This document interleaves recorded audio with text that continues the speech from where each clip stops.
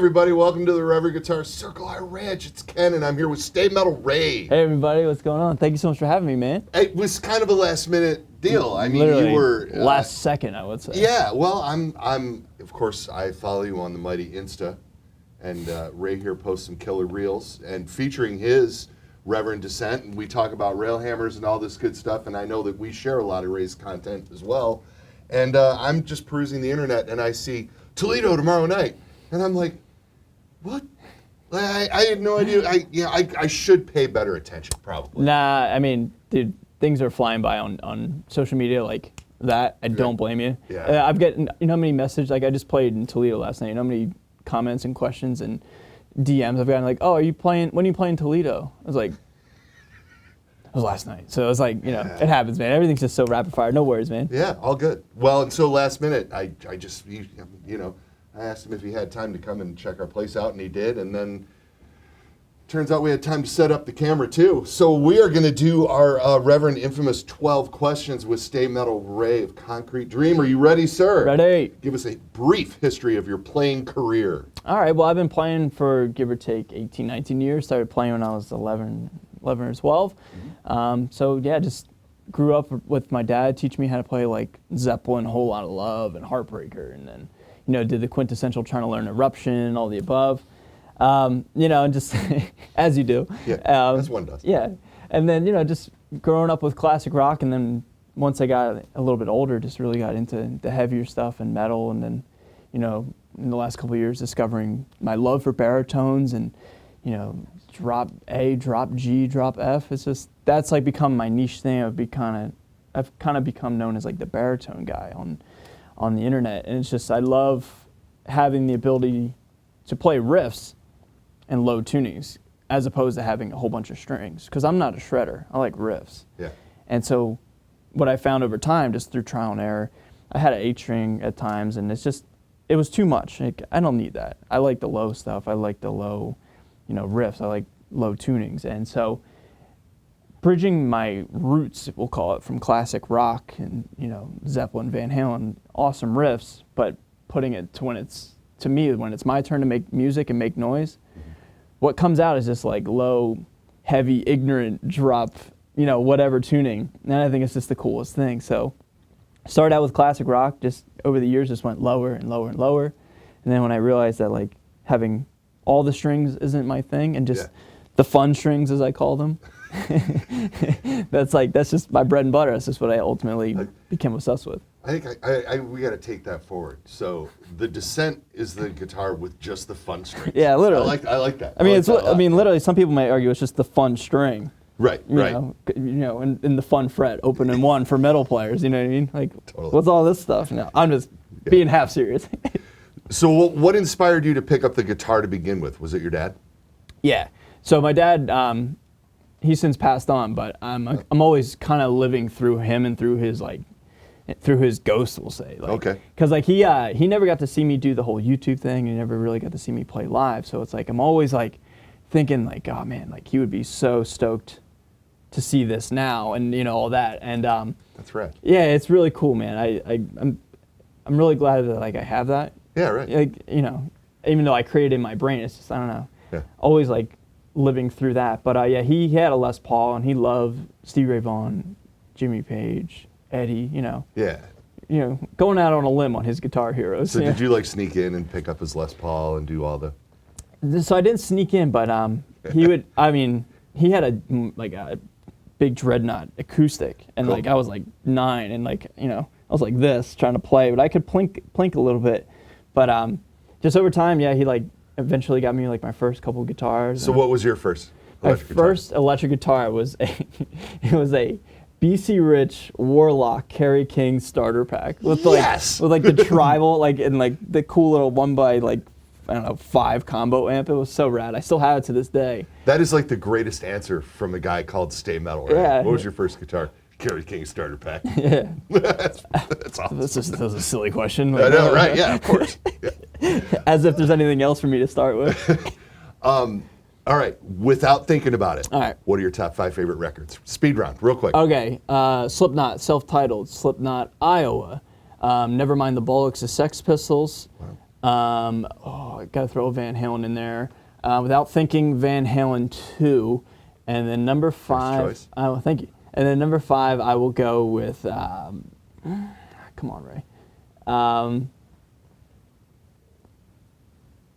How the West Was Won, Led Zeppelin, the live 3-disc Wow. album. Okay. All right.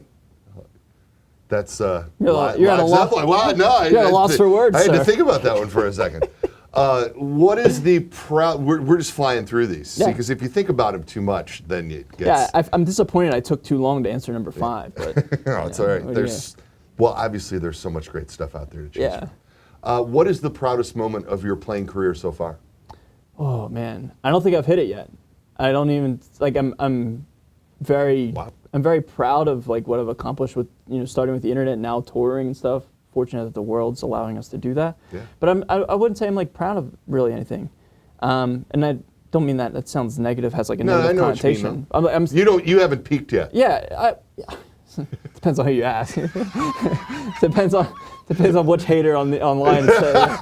But I guess like the most recent cool thing, I was able to play the Whiskey out in California. That's rad. Yeah, that's amazing. cool. Yeah. But we were an opening act and we were paying our dues, as they say. Sure. But no, honestly, I don't think I've hit a proud moment yet. I'm always kind of like hustling and grinding. Looking forward to the next thing. Yeah, whatever that entails. That's great. And I don't even know, whatever gets some amazing achievement out there, I still don't know if I'll be satisfied. Yeah. I don't know what that says about me, but it's Well, it says you're driven then. I guess. There's nothing wrong with that. How did you hear about Reverend? Billy Corgan. Really? Yeah. Awesome. Straight up, I'm obsessed with Silverburst, obviously, case in point. Yeah. I saw his signature Silverburst. Cool. And I saw him like, I don't know, like I'm not necessarily the biggest like fuzz tone kind of guy, but with the exception of like Siamese Dream and like that nasty distortions of fuzz. I'm not here to argue that, but like Right. yeah, I could say the wrong thing, but regardless, man, that guitar tone is amazing, iconic stuff. And then just seeing the Corgan promo videos and stuff and hearing that thing, I was just like, this is so rad. And then yeah. And then we dropped the baritone. Yeah, and then I was just like, oh well, there goes Yeah. there goes my mortgage for the month because it's now spent on this. Glad we could be a part of this economy. Happy to help. Totally worth it. The next question is to ask you what guitar you're using, but you're holding it, so Yeah. you got a Descent. Yeah, so RA. the one I own is back home in Philadelphia. Mm-hmm. But yeah, I mean, literally the same thing. I haven't swapped out anything. You like the railhammer chisels? Oh yeah, I love them. mean, So and it brings the bottom end. I mean, it does. it does. And That's- one thing I said it. People always call me out. I'll say it right now. I said it in my video. I had to get used to the bass contour, because as a metal player, I'm really kind of caveman-esque, really, wide open, 10 all the time, Yeah. zero dynamics, all that stuff. But over time, you know what I mean, like everything on 10, like I'm not saying that's a I'm good laughing thing. because I totally relate. yeah, I have guitars of ours that I play out with. Yeah. And all of this is disconnected. And Okay, right it's on. just bridge pickup to the volume control. Right, yeah. And I Oh, leave yeah. it all. I leave it all there for Yeah. show, but I never touch any of But it. what I yeah, it just looks cool. But what I do over time, if we could pull ourselves together, is I learned like that, every instrument, is its own tool, it's its own thing, and you need to be aware of like, dude, not everything's just on gain on 10, crank it up, and it's gonna work for what you're trying to do. So over time, I've learned to like use the tone knob and like use the bass. Like these have functions, unbeknownst to me, Wow. unbeknownst to a metal guy. I'm learning something right now. Yeah, like so. Like I love railhammer pickups. I think they're so rad. And you sent me the Anvil, I believe. Yeah. And I have that in another guitar, and I think that just sounds Yeah. super rad. So Yeah. when I get home, I probably, with all my guitars, I'm thinking maybe swapping out. Just not even this one in particular, but just the Anvil. I would love to see in my baritone how it would sound. Just think it would be super rad. So what amps and pedals are you using with all of this baritone and low tune madness? Amps, I'm using Victory amps. I'm Okay. Victory artist. Awesome. I'm on I'm very thankful for that. I'm using two. I'm currently touring with. They have like a little Kraken. It's like a little. It's not even a lunchbox. It's like.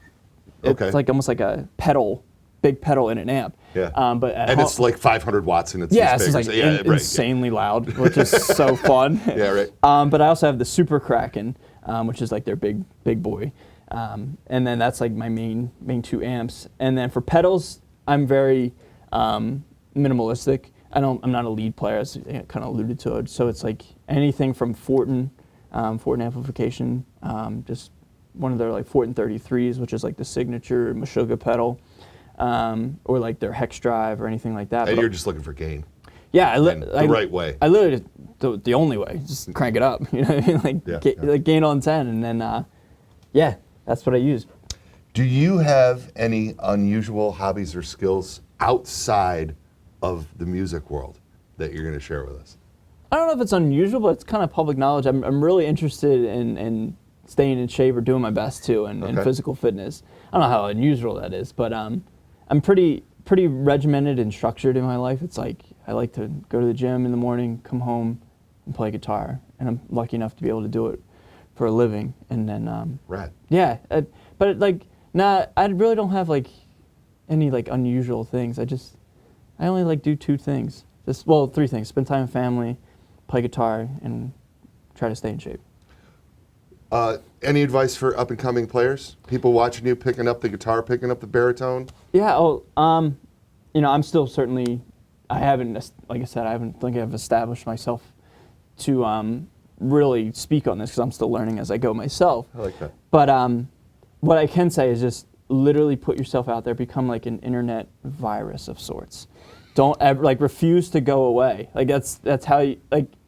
Let the haters hate. Yeah. Keep doing what you do. Keep hating, and yeah, like don't even worry. I shouldn't say don't worry about your skill, but skill doesn't matter as much as just putting yourself out there every single day, and don't go away. Refuse to go away and refuse to be ignored while practicing and learning the craft as well. But social media is just so big anymore. It's like that's how you get the opportunities, at least from my experience. Yeah, cool.